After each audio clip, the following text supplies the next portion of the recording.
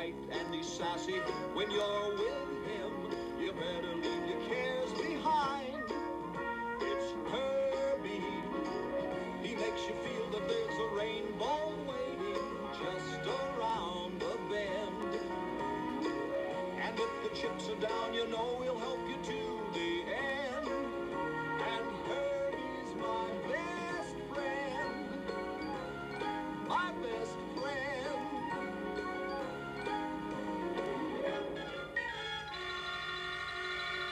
My best friend. Hello, I'm Henry R. Mockingbird, your host with the mustache, and welcome to part 2 of Herbie Month. And after Herbie Month, I have no more fan requests. If you want to be like IVV and request your own movie, my viewers, feel free to do so in the comments section below. And with that said, let us continue Herbie Month with the second Herbie film, Herbie Rides Again.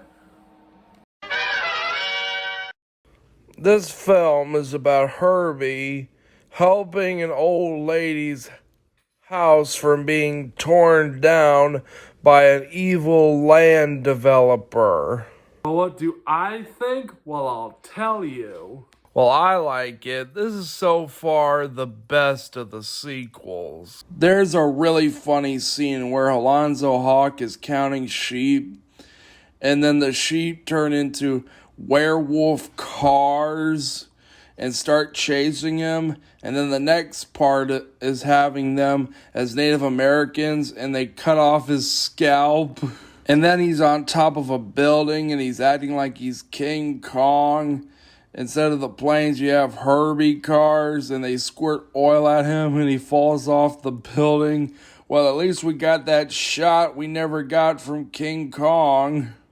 And while I'm on the subject of deleted scenes, there was a deleted scene where you see two cars who look like doctors who have Hawk on an operating table preparing to take out his carburetor.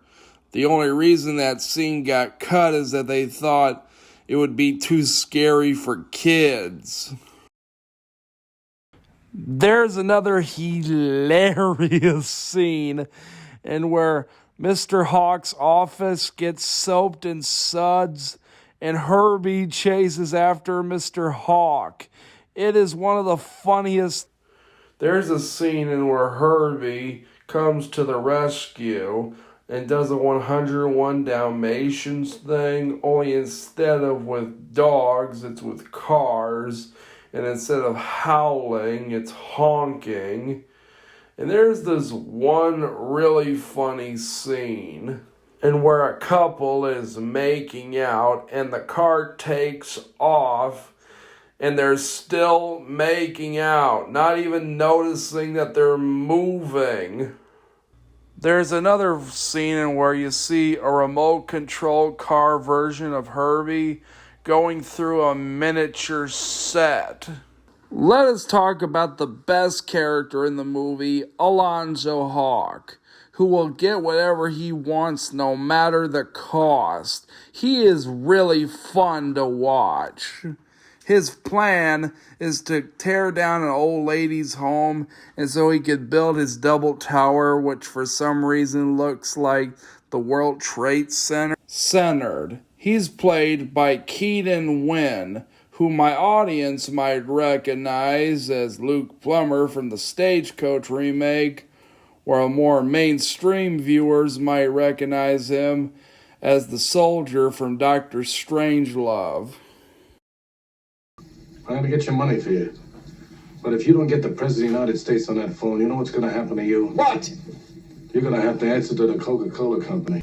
Believe it or not, this is not the first appearance of Alonzo Hawk, as he has appeared in 2 other Disney movies, including The Absent-Minded Professor and Son of Flubber.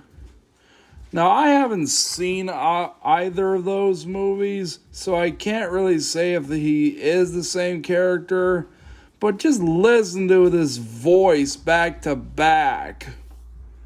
Pistol in his mid. I'm Alonzo Hawk, president of the Auld Lang Syne Finance Company. Of course it's out of gear, you nitwit! They look the same, they pretty much talk the same. It has to be the same character. It can't be a coincidence. And then there's Mrs. Steinmetz, the second best character in the movie. She is really sassy and is filled with life. Just like Alonzo Hawk, she is really fun to watch. She's played by the famous Helen Hayes, who is also in One of Our Dinosaurs is Missing, as well as the 1958 Anastasia. She also makes friends with an old man who kind of looks like her deceased husband she keeps in the painting around the firehouse. Then there's Willoughby, who is the nephew of Alonzo Hawk. First, he starts out as a spineless coward, but as the film goes along, he does mature and decides to help Mrs. Steinmetz.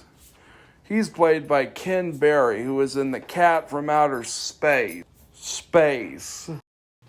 And then there's Nicole Harris, who's a feisty woman. Does not like Willoughby at first, as there's a scene in where she hits Willoughby with a boiled lobster.